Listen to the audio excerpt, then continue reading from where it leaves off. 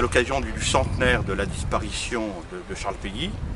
Ça fera cette année 102 ans que Charles Péguy nous a quittés, mort au champ d'honneur.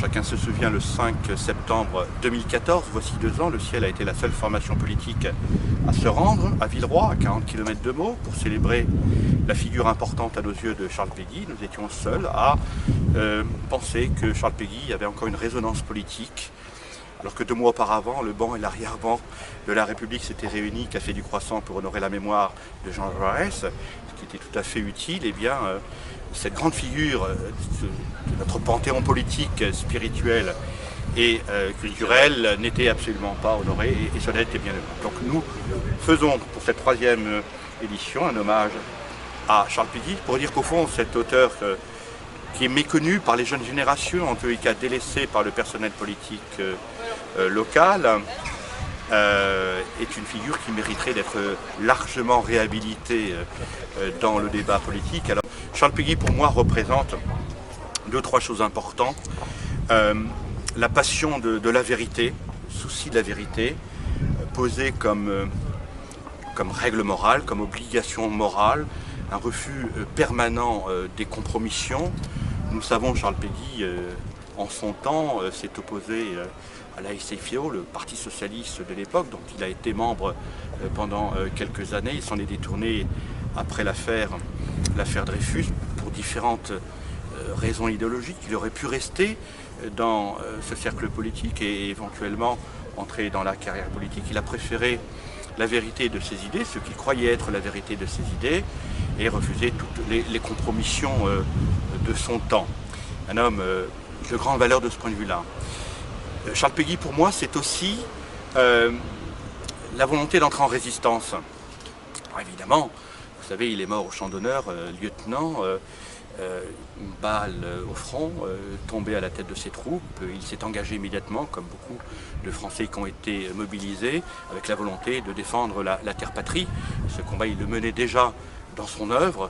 Il n'était pas évidemment comme un Charles Maurras, un anti-germaniste patenté. Il n'était pas comme un Barrès méfiant à l'égard de la puissance germanique qui, depuis bien des décennies, nous ennuyait, mais il avait quand même la volonté de combattre ce qui était à l'époque perçu comme étant l'ennemi principal de la France. Et il l'a fait par la plume et il l'a fait par le sabre, si je le dis. Mais il a aussi, je pense, au-delà de cet aspect militaire ou de cette opposition qu'il avait avec l'Allemagne, une volonté de s'opposer aux forces qui à l'époque étaient perçues comme particulièrement hostile à la France de son point de vue. Je pense aux forces de l'argent, aux puissances matérialistes. Il a toujours combattu les forces de l'argent et les forces matérialistes, et on peut dire de ce point de vue-là que son propos, son combat est toujours d'actualité. Nous essayons au Ciel, comme dans beaucoup de formations politiques patriotes, et bien d'œuvrer à la grandeur de la France et faire en sorte que notre pays ne soit pas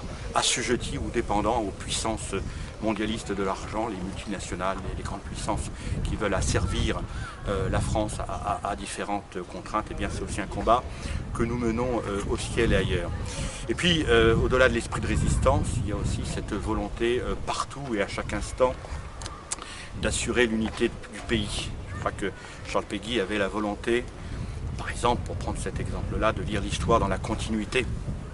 Il refusait de considérer que la France était née en 1789. Il pensait que dans notre histoire nationale, il fallait à la fois prendre cette partie née de l'Ancien Régime et puis tout ce qui après a pu se produire, l'Empire et la République. Donc pour lui, l'unité de la France était aussi l'unité par son histoire. Et c'est un message important à un moment où on veut regarder l'histoire avec des prismes idéologiques et parfois écartés de notre héritage, de notre passé.